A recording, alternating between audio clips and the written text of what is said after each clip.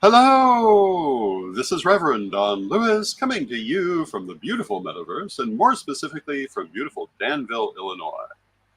And I thought that our regular Wednesday guest, Chris Copeland, was still on vacation this week. She is not, so she is joining us. Welcome, Chris. Thanks for having me back, Reverend Don. I've missed everybody, but I did get a really nice rest while I was in France, and it's been just really nice to have that chance to kind of decompress and step away and refresh. France was definitely the place to be this last few days. Yes, it was. So I stayed out of that area as much as possible. We stayed mostly in Normandy. So we visited a D-Day beach. We visited a beautiful castle that Disney used in the design of the castle from Tangled. And just had a lovely time going around hiking and enjoying the farm that we were staying on. Wonderful. I don't know if you, well, I can't imagine that you were watching Midday with Reverend Don on your vacation, but the last several days I've been talking about the Paris Olympic opening and had lots to say about the little blue man. Um, Personally, I thought it was far from the best Olympic opening, but in many ways very nice. Yeah, Uh, absolutely. It's nice to see that pagan representation there and yeah, kind of harkening back to those roots of the Olympics as well. And always nice to see the Christians getting their panties in a bunch over something that is completely unrelated to them. So, it was pretty interesting, yeah. and the political aspects of it are what I've been talking about. Why it's not a mistake but a technique. Yeah. And hello to Cassandra in the chat room. It's good to see you. Hi, Cassandra. Good to see you. We are going to be doing mini readings today, but we're also going to be talking. Hello to Linda in the chat room. Hi, Linda. Good to see you as Um, well. yeah, and as you know, if you follow Midday with Reverend Don, you can type your questions or comments on whatever platform you're watching on. They will show up here in the chat room as is happening. Um, yeah, it's been an interesting few days. To me, the best Olympic opening was the 2004 Greek opening. And I don't know if you remember that, but it was like the entire history of Greece. And hello to Martin in the chat room. Hi, And they Martin. did this with a tableau vivant of people representing sculptures and pottery and other historical artifacts. And then at the very end, historical photos closer to the present day. But that one I think was the best done I've ever seen. And hello to Ed the Pagan in the chat room. Hello to Annika in the chat room. It's good to see you. Good to see you, Ed. Good to see you, Annika. Um, and we'll be talking about new things at Correllian Publishing today, as well as I say, eventually offering mini readings. Hello to Janet in the chat room. Hi, And of Janet. course, Ed the Pagan is the author of one of our newest books that we're promoting, The Witch So Wars excited. Defense Manual Volume 2, How to Win. And if you're not familiar with the Witch Wars Defense Manual Volume 1, it is the most infamous book in the pagan world. It is the source of more butthurt on the part of diverse people than any other book I can think of. And Ed's Um, giving that one away for free now. So, yes. yeah, so check that out. I don't know if it's available through our website yet, but contact Ed and he'll be happy to send you a copy. Yeah.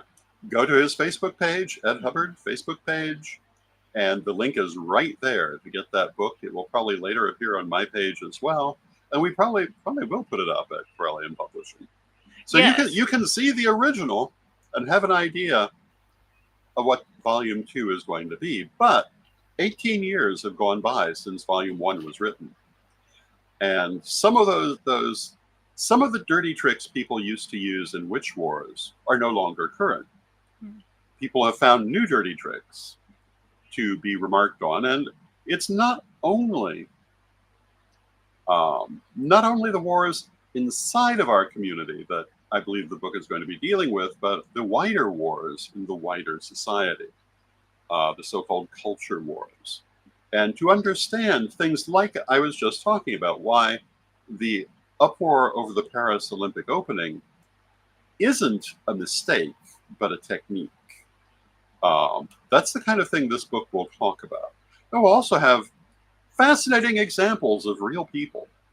Um, so if you want to learn some of those things, it's a great book to get, and you can get it right now on CorrellianPublishing.com. It will be available for shipping more or less on Samhain, October 31st, and yeah, it will be quite the read. I'm looking forward to it. And we also have some other things that we would like to talk about today. And Chris, would you like to talk about the next book? Sure. I have a special announcement regarding Circles and Academy New Beginnings. This is Autumn Stoneflower's debut novel. So I'll share my screen here so you can check that out with me. Right here. So this cover art, thank you so much, Reverend Don, for handling this cover art for us. It's exactly what Autumn wanted, and it exactly represents the characters in the book. So we're super thrilled with how the cover art came out for this. And this is a great story for middle grade pagan kids and Wiccan kids, or those interested in paganism or Wicca. And it's a realistic fiction book. So this is not a fantasy, but it is in fact a story of coming of age for kids who are attending a pagan or Wiccan boarding school. For middle grades. And it's quite interesting because the main character that comes there is not actually pagan herself. She's Christian, but she was no longer allowed to attend her private Christian school because she is trans. And so, of course, the Wiccan school, Circles and Academy, was very welcoming to her and gave her a safe place to learn and explore and discover herself. And she has some wonderful adventures with her friends at the school. And it touches on a lot of really serious issues, but in a way that's easily accessible for kids. I just love the way Autumn wrote this, at a kid's level. But she covers things like dealing with police harassment or dealing with a local culture or a local community that is maybe not so accepting of Wiccans and perhaps harasses them quite a bit. So I don't want to give too many spoilers with that, but those are some major themes that this book covers. And it does so in that kid-friendly, safe, and accessible way, including touching on things like trauma from the experience of Cordelia as a trans person living in and going to school in a Christian community and going to a Christian school, and how that changes and how she heals in many ways as she goes to this Wiccan school. And the other thing I want to bring up with this is that if you take a look at our website, let me actually refresh this because we now have the quiz on here for which Circles and Academy student are you. So I'd love to walk you through that just quickly today so you can see what it's like, what the questions are like. Does anyone in the audience, would you like to take the quiz here with us? If so, just shout out your answers and I'll pick whatever pops up at the top and we can find out together which Circles and Academy character maybe perhaps we are as a group tonight. So first off, which element do you most identify with? Reverend Don, how about we start with you? Which one would you like to pick? Which one do you most identify with? I think people will be very curious. I should probably say air. Excellent. So we will choose air here. And if you want to take this quiz yourself, just feel free to get onto our website, Correllianpublishing.com. The quiz is completely free to take. You are more than welcome to jump on there and take the quiz. And if you decide you enjoy it, you decide you really would like to take a look at this book or perhaps gift this book to a child in your life, we appreciate your patronage and feel free to place that order and support Autumn on this journey as well. Autumn will be using the proceeds that she receives from this book to start a Wiccan academy, just like the one that is described in the book Circles and Academy. So just know that the proceeds for this book are going to actually create this world that you will be reading about in the book. All right. So Nug says fire. So Nugs, go ahead and track that one down on yours. But does anyone have an idea for color? What favorite color would you like to choose on this one? How about purple? Purple. That's my favorite color. All right. And our next one, what are you most likely to do for fun? Is that planting plants, being active, making art, writing? That one would definitely be mine. Making music, never the same thing twice. Are you just everywhere? Baking, reading tarot cards, reading runes, or whatever your friends are doing. I Ooh, think got I it. would say art. Art. Awesome. We will put making art there. And then where can you be found? Is that in the library? Is that outside? Wherever the party's at, surrounded by fun. My room, that's the one I picked. A garden or a greenhouse, or I don't know. Out of those circumstances, I would say the library. The library, that's a good choice. That would be my second choice. What's most important to you? Is that knowing everything, being welcoming, being creative, never being bored, or I don't know? Out of those choices, being creative. Excellent. That's the one I chose as well, although being welcoming was definitely a close second with mine. Nug says his answer would have been, or their answer, I apologize, I don't actually know what your preferred pronouns are, but Nug says socialize with loved ones. What's the best way of cheering up a friend? Letting them cry on your shoulder, distract them with fun, find ways to fix their problem using logic, or feed them and make them feel comfortable. Nug Well, says they would enjoy a man cave. Good answer there. And I out, don't know. Hmm. out of those, the problem with that is it's highly individual specific, and one answer really would not speak to all friends. But out of those, I would say let them cry on your shoulder. Excellent. And good afternoon to Arlene in the chat. Good to see you. Hello, Uh, Arlene. that's Hello, a great Nugs. answer.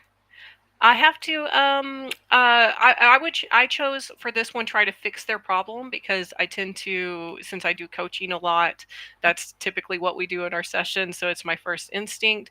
But definitely just also having that emotional openness and letting them, explore that and on their own and just be there supportively and quietly is also very important.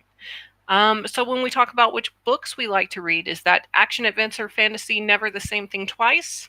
Books, boring. I don't like that answer. Books on art, music books, books about my religion, novels, mostly nonfiction. I love to learn new things. Books on plants and gardening, or books about things most people don't believe in, or cookbooks. For me, it would be the nonfiction. Nonfiction, excellent. Nug says to point out the positive and the negative. That's always nice to do, especially if we're in that kind of dark headspace with that.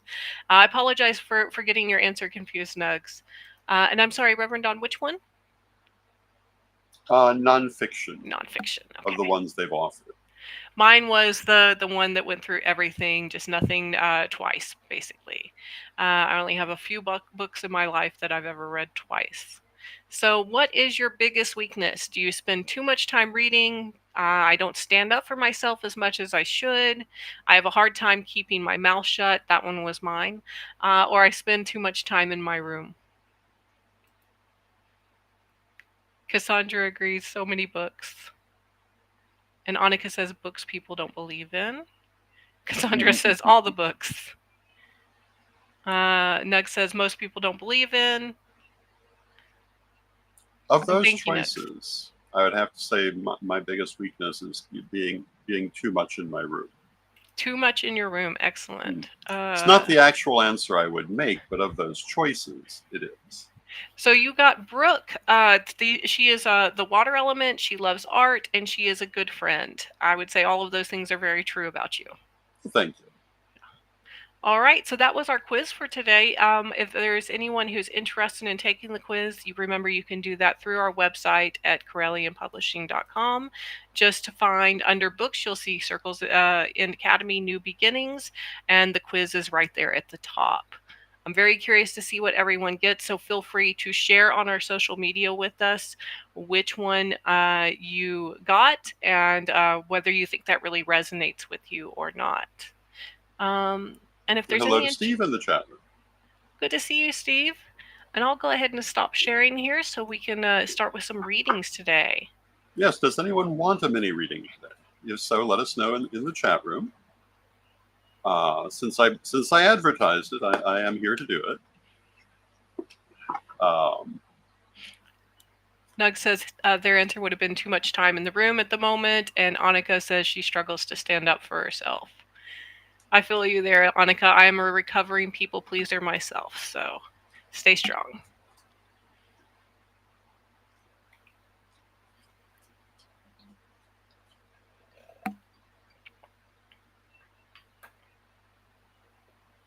Oh, Cheyenne has a very interesting question. She wants to know if she is pregnant. And Okay, Nugs would also like so one, and Annika. I believe Annika was first, so let us Yes. see what we can get for Annika.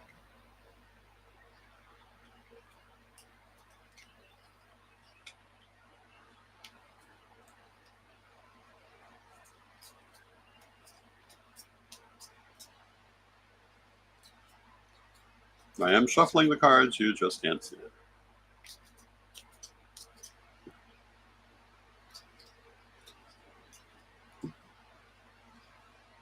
We shall draw 3 cards for Annika.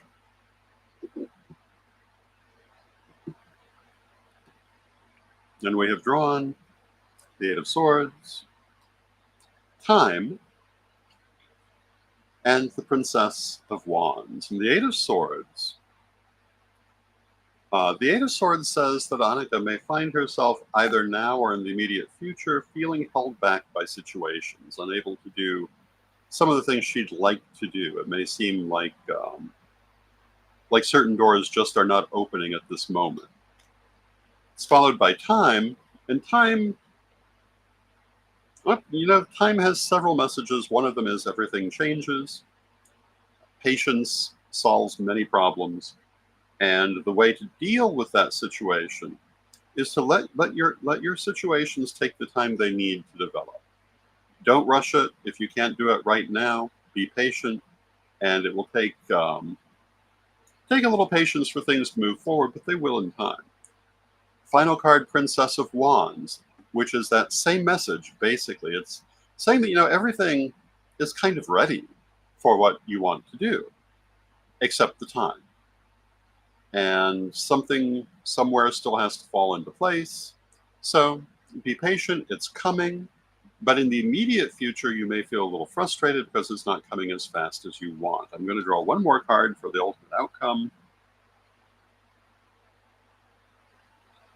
And I've drawn the 7 of Pentacles. And the way that I understand the 7 of Pentacles in a question like this is saying that one of the issues that you need to deal with is where exactly you're going from here.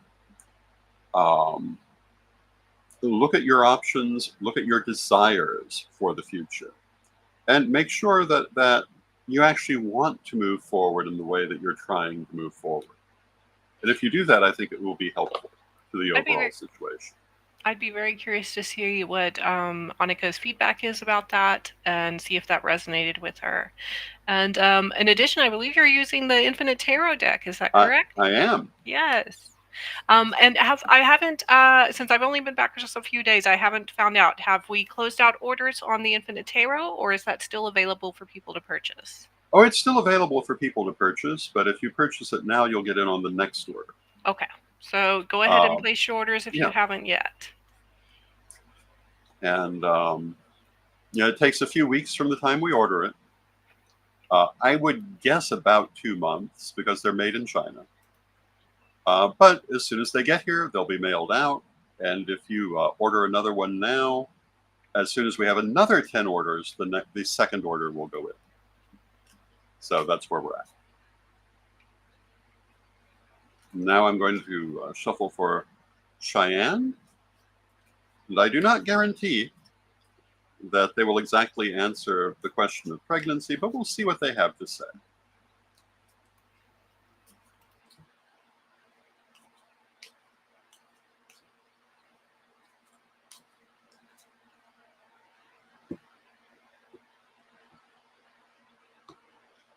And we've drawn the Emperor, the Prince of Lamps, and the Seven of Lamps. So I'm going to tell you what these cards mean. The Emperor is once again representing the cycles of time. Part of what it says is that wherever you are now will change. Things never stay exactly the same. So be aware that you are in process of moving forward, not on some solid plateau. It's followed by the Prince of Lamps, which basically I would read as don't beat yourself up. Take the time that you need, do what you need to do for things to move forward. And the Seven of Lamps is purification. My inclination, again, without any guarantee on, you got go see your doctor. Don't trust the tarot cards for whether you're pregnant or not. But I'm inclined to say probably not at this time. But if you're seeking to be,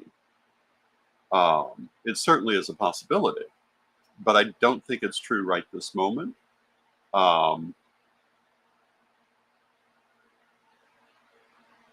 And like I say, if you're seeking to be, now Annika says, thank you so much. I've been back and forth in a career decision. I've been in law for 10 years and would like to fulfill my LLB degree, which means becoming a qualified lawyer. But, this could refer to that just as easily. And what it says, again, what goes up comes down, what goes down comes up. If this is not the right time will come. You need to purify things in your life, let go of the things you don't need to embrace the things you do, and don't beat yourself up over the amount of time or any other aspect of it that it takes. Let it be what it needs to be. And apply that wherever it fits. And then it was Nugs who was the next one, I believe. And then Arlene. Yeah, yes, but I had a bit of an insight with Cheyenne's as well. Okay. Since you drew the moon card, I was very just suddenly hit with the idea that if she is not pregnant and she's perhaps experiencing infertility issues, this could be a card saying that will eventually resolve itself, or in some way that could be eliminated.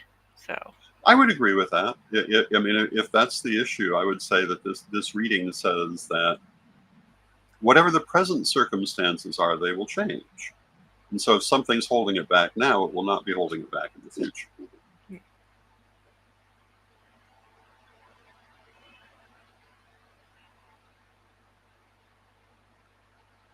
And Cheyenne says, I just wanted confirmation. And says that several other sources have said yes.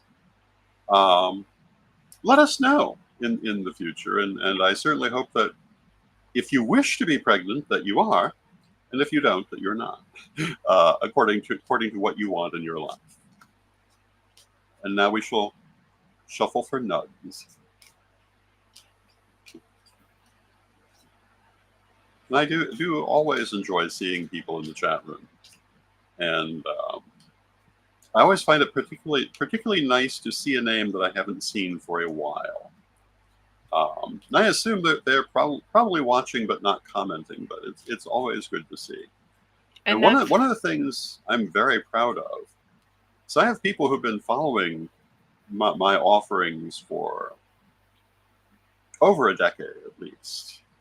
People who used to comment all the time on Rev Don's daily vlog often show up at midday. So that makes me very happy.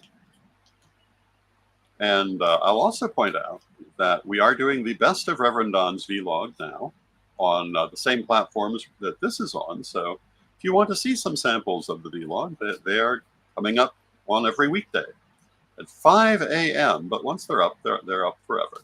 So you can see them when you want them. Next question related to this is if they are the true creator of their own world from now on. Well, let's see what they have to say. Metaphysically, I would say yes. But I don't know if that's exactly the question being asked. Perhaps there's some obstacles to that, or things that might need to be overcome.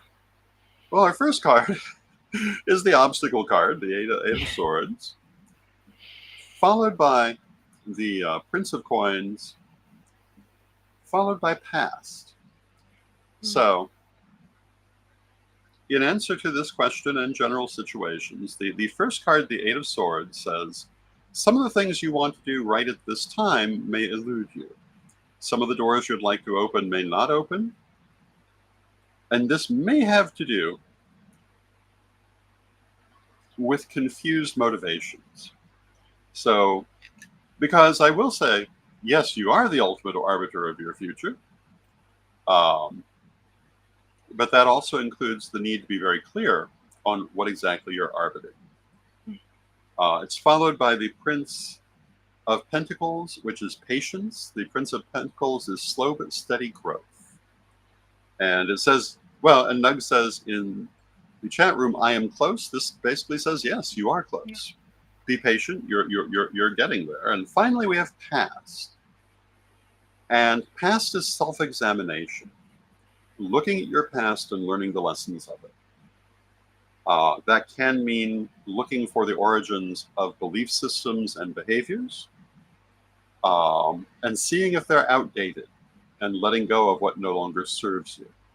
And you can see in the picture, we have an older woman viewing her image as a younger woman in the waters of time, so to speak.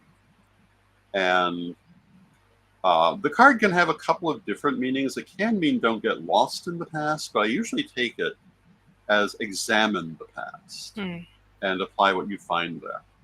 And I think that is your answer to how to move forward in this situation. And there you go. Shadow work is just so important, especially if you're finding that obstacles keep coming up for on your path towards success or on the path that you want to travel.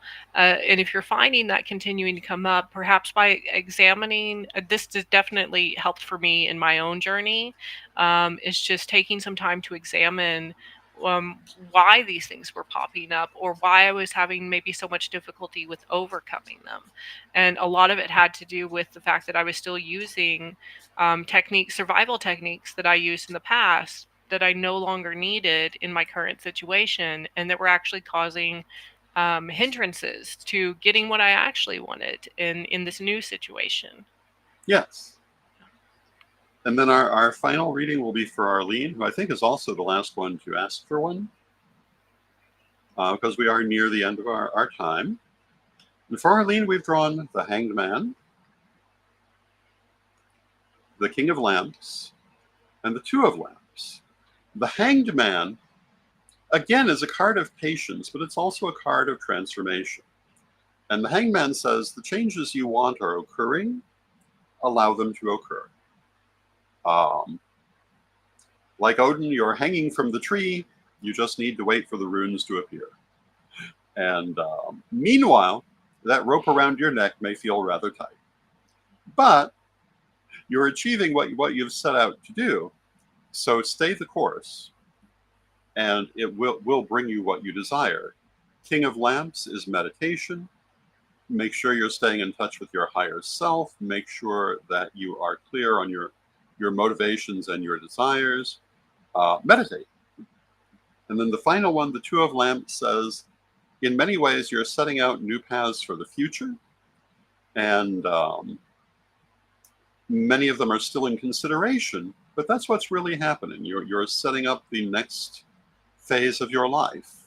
And let it take the amount of time that it needs in order to give you the result that you want, and you'll be happy with it. With that, we've come to the end of our half hour. I want to thank you for joining us. And Chris, thank you for joining us. Thank you for having me again. Tomorrow, my guest will be Ed the Pagan, and we will be talking about the telethon for Gaia Thrift. So join us tomorrow, and hello to Nikki in the chat room. Hi, Nikki. Good to see you. And I hope that you have a lovely day today.